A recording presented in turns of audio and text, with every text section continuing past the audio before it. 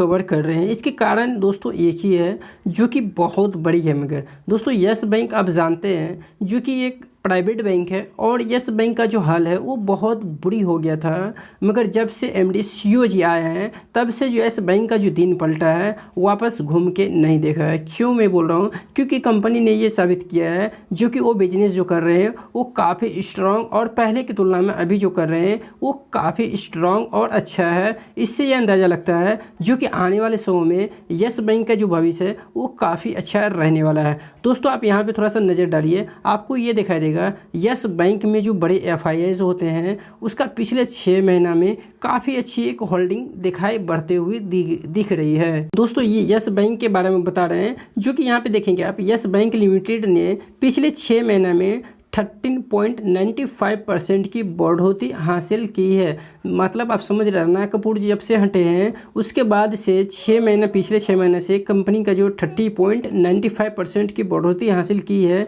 तो आप समझ सकते हैं जो कि यस बैंक जो कि एक प्राइवेट में बैंक है, बैंक देखिए कभी ख़राब नहीं होता है, बल्कि उसके जो मैनेजर होते हैं जो उन्हें हैंड करते हैं उनके ऊपर डिपेंड पड़ता है बैंकिंग का काम। तो दोस्तों बैंक कोई भी ख़राब नहीं होता है, बल्कि बैंक को चलाना मतलब उसको जो है कैसे चलाना है, उसको कैसे मैनेज करना है, उसके ऊपर पूरी तरीके से डिपेंड करता है। पर मुझे ऐसा लगता है जो कि यस बैंक का जो शेयर होल्डर है उसके लिए काफ़ी अच्छी दिन आ गई है, क्योंकि आज नहीं तो कल यस बैंक हमको लगता है कुछ ना कुछ कहीं ना कहीं रिकवर करेगा। अगर कोई किसी ने इसमें 5 रुपये या 6 रुपये के ऊपर बाइंग की होगी तो उसके लिए तो काफ़ी एक बहुत बड़ी गोल्डन चांस है जो कि वो करके रखा है। और आने वाले समय में हमको लगता है यस बैंक में काफ़ी अच्छी दिखाई दे सकता है। क्यों? क्योंकि कंपनी कह रहा है चिल्ला के, दोस्तों मैंने अपनी जो प्रॉफिट है उसे रिकवर, यानी कि जो लॉस है उसे रिकवर कर रहे हैं, प्रॉफिट में कन्वर्ट हो रहे हैं।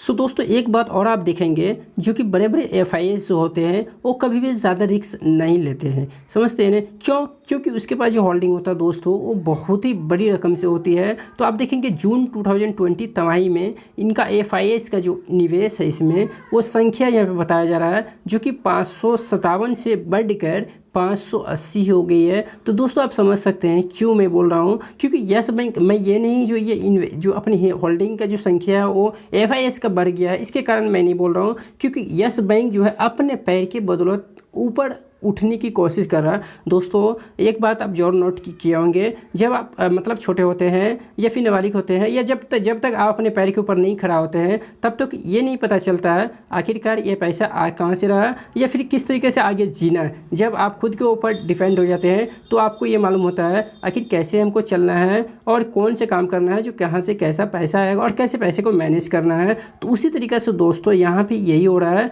जो कि यस बैंक का जो फंड है वो काफ़ी अच्छे से यस बैंक को मेंटेन करने की कोशिश कर रहे हैं। और जो बड़े बड़े एफआईआईज और जो बड़े बड़े निवेशक दिग्गज है वो भी इसमें देखिएगा जो कि तादादों में बढ़ता हुआ नज़र आ रहा है। तो आप मेरे कहने का मतलब ये नहीं जो आप जोश में है और आप लाखों रुपया लगा दे, बिल्कुल भी नहीं, आपको उतना ही इन्वेस्ट करना है जितना कि पूरे पोर्टफोलियो का 1%, क्योंकि है तो बैंकिंग स्टॉक और इसमें फोल्ड बहुत सारा है, भले ही सुधार हो रहा है पर समय लगेगा।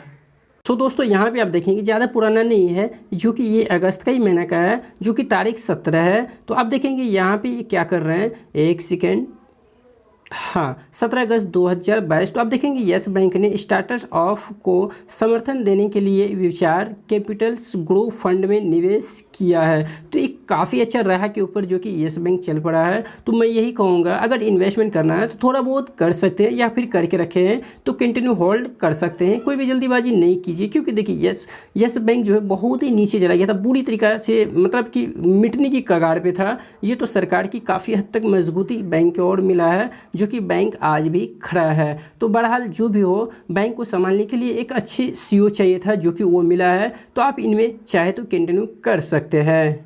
सो दोस्तों ये यस बैंक का चार्ट है और आप जो देख रहे हैं यस बैंक का चार्ट मंथली चार्ट है। दोस्तों आप पूछिए मुझसे ये यस बैंक में आपने मंथली चार्ट क्यों लगाया? दोस्तों इसलिए लगाया है क्योंकि यस बैंक बहुत ही लंबी समय से कंसोलिडेट कर रहा है, समझ रहे मेरी बात जी, बहुत लंबे समय से कंसोलिडेट कर रहा है। पर अब वो समय आ गया है, कौन से समय, जो कि बैंकिंग स्टॉक कभी दौड़ा नहीं करता था, बाकी उसके अलावा जो भी स्टॉक है वो चल रहा था। पर आज के दिन ऐसा हुआ है जो कि बैंकिंग स्टॉक जो कि बहुत ही अच्छा परफॉर्मेंस दिखा रहा है।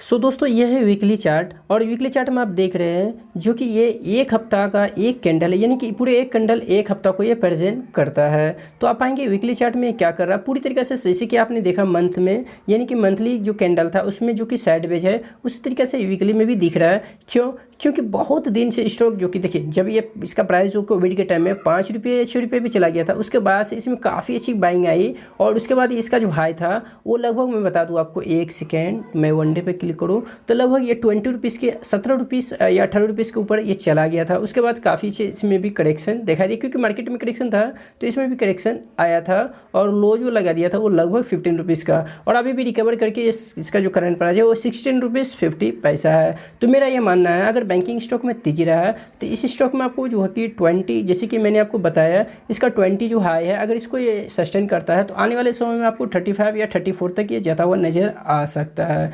तो ऐसे देखिए अभी इस येस बैंक का जो है वो दिन तो काफ़ी अच्छा है, अगर कंपनी अपने जो रिजल्ट है वो काफ़ी अच्छा जैसे कि पोस्ट कर रहे हैं, अगर करता रहा तो कंपनी का जो ग्रोथ है वो आगे अच्छी दिखाई दे सकता है।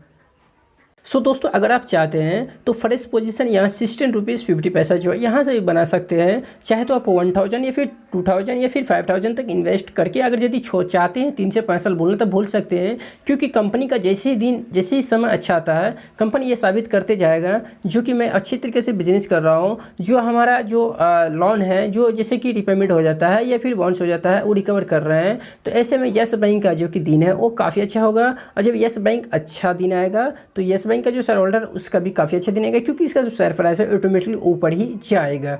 तो दोस्तों अगर आपके पास है तो आप पेंशन से इसको होल्ड कीजिए, अगर नहीं आप चाहते हैं येस बैंक में तो येस बैंक में आप चाहे तो पोजीशन बना सकते हैं, क्योंकि मैं इससे पहले येस बैंक के ऊपर कोई भी खरीदारी की राय नहीं देता था।